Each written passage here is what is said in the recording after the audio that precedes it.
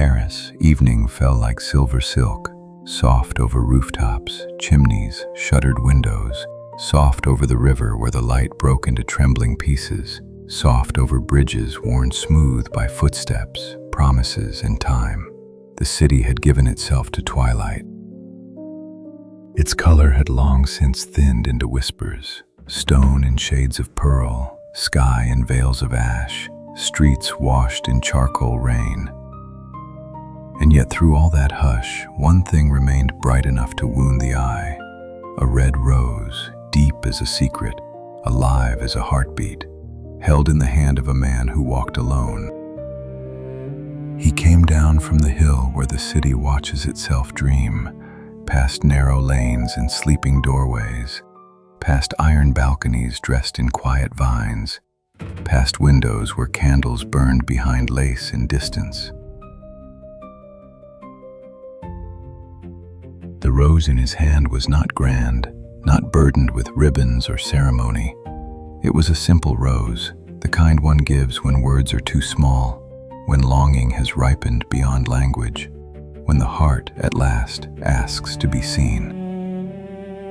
Below him, Paris breathed in monochrome. The cafes were folding their chairs inward for the night, their little round tables glistening beneath the rain.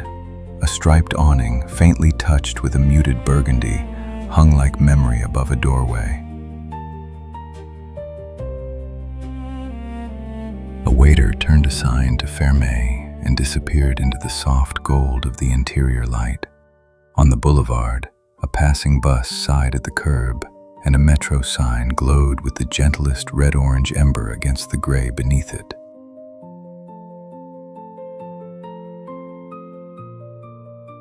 Even color here seemed shy, as if the city itself understood that tonight belonged not to spectacle, but to devotion. He walked on.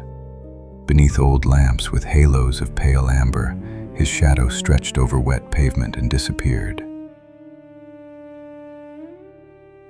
He passed booksellers by the Seine, their green boxes closed like chapters saved for morning. He passed a flower stall already dimmed for the night, where pale stems bowed in silver paper, but none among them burned like the rose he carried. He passed lovers beneath umbrellas, tourists pointing toward the Eiffel Tower, an old violinist gathering his case, a child in a red scarf laughing into the rain. These fragments of color appeared only for a moment, then returned to the larger hush of black and white. And all the while he thought of her. He thought of the first time he had seen her by the river, standing with one hand at her collar as the wind moved through her dark hair. She had seemed almost made of moonlight then, not pale, not fragile, but luminous in the quiet way some souls carry their own weather. She had smiled without asking for anything. She had looked at him as if he had arrived not from a street, but from a thought she had almost forgotten to hope for. Tonight she was waiting again. She stood near the Seine where dusk collects most tenderly, where the bridges arch like unfinished sentences, and the city leans down to admire its own reflection. The lamps along the quay shone with a faint, honeyed warmth. The river caught that glow and broke it apart, threading gold through black water. Behind her, far off and softened by mist, the Eiffel Tower rose in grays and ghosts. Around her, the city remained mostly silent in its monochrome beauty. Stone embankments, wet cobbles, passing figures, umbrellas, distance. But she was watching, searching each face that emerged from the silver rain for the one face her heart had already chosen. She had told herself to be calm. She had told herself this was only an evening, only a meeting, only two people standing at the edge of a river while the city kept its own counsel.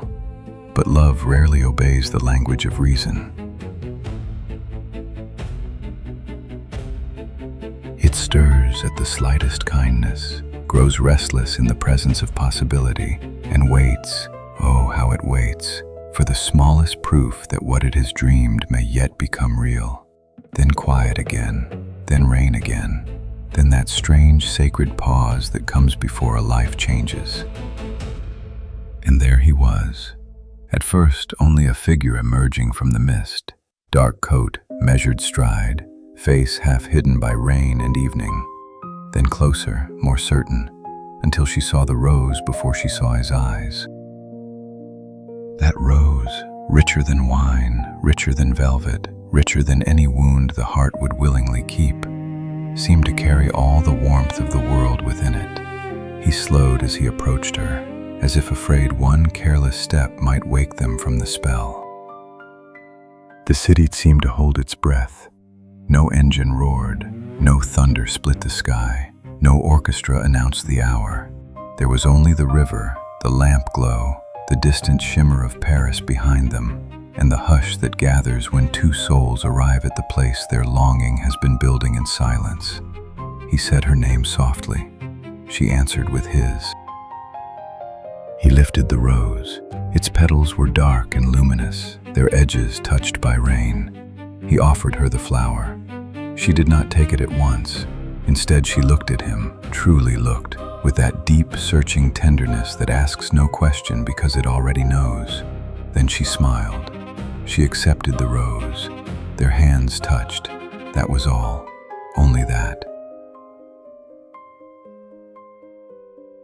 And yet, in that small exchange, something in the world seemed to open. The city remained largely monochrome, but here and there Paris answered them. The river carried a longer thread of gold. The cafe awning deepened in burgundy. The metro sign glowed warmer. The red scarf of a passing child seemed brighter.